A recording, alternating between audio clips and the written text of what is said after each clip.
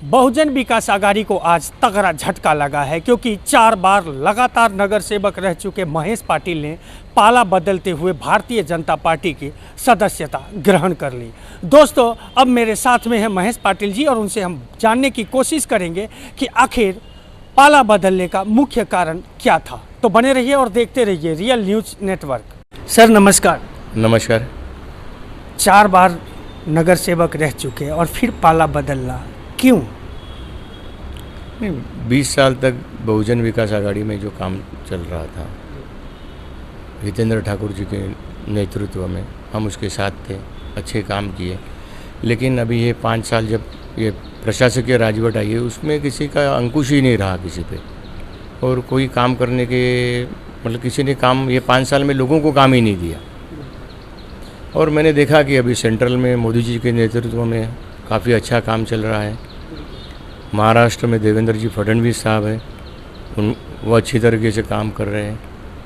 हमारे प्रदेशाध्यक्ष चव्हाण साहब वो अच्छे काम कर रहे हैं सब।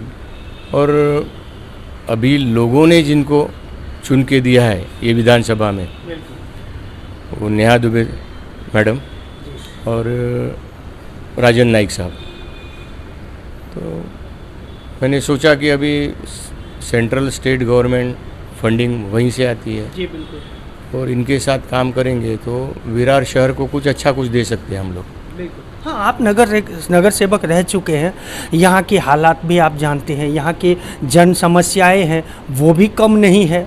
ठीक है, ये 5 साल, लेकिन कहीं ऐसा जो अफवाहें और खबरें आ रही है कि ईडी का दबाव, राजनीतिक प्रेशर, कहीं ये कारण तो नहीं है पाला बदलने का?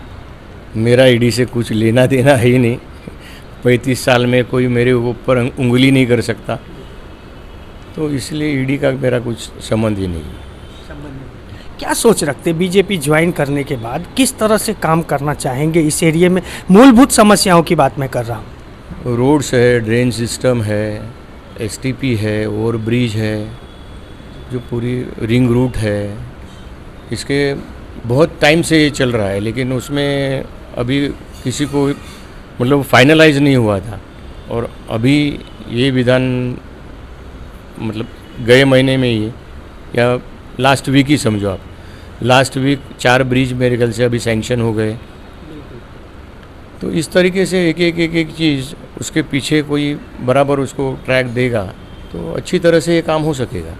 विरार पूर्व में आपकी एक अपनी मजबूत पकड़ रही है और लोगों ने देखा भी और लोगों को पता भी है और हम भी देखते हैं। क्या लगता है विरार पूर्व के जिस तरह से आज राजेश ठाकुर भी पाला बदले हैं, आपके साथ बीजेपी ज्वाइन किए, ऐसे क्या और कार्यकर्ता आपके साथ आएंगे आप भविष्य में? भविष्य में कार्यकर्ता आएंगे ही, और कार्यकर्ता ही चाहिए हमको।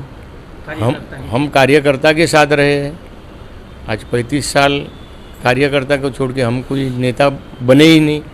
हम कार्यकर्ता ही रहे, कार्यकर्ता के साथ, और कार्यकर्ता ही रहेंगे। क्या लगता है जो चुनाव होगी म्यूनिसिपल कॉरपोरेशन में, उसमें दावेदारी भी रहेगी टिकट की? पक्ष का निर्णय है, पक्ष जैसे बोलेगा वो हिसाब से होगा। दावेदारी क्या अभी उसमें दावेदारी का कोई ये नहीं कर सकते, पक्ष जैसे बोलेगा वो हिसाब से होगा। मतलब कुछ ऐसी अंदरूनी बातें नहीं हुई जिसके कारण आपने पाला बदला? मैं कोई पद के लिए पक्ष में नहीं गया हूँ, न मैं 35 साल कभी कोई पद बहुजन में भी मांगा, न इनसे मैंने कोई नेगोशिएशन किया हुआ है। मैं मेरे विचारों से, उनके विचारों से सहमत होकर गया हूँ कि भाई कुछ अच्छा काम वसी विरार शहर के लिए करे। Thank you. तो देखा आपने, उन्होंने किसी के दबाव में नहीं पाला बदला है और साफ साफ शब्दों में उन्होंने क्या कहा।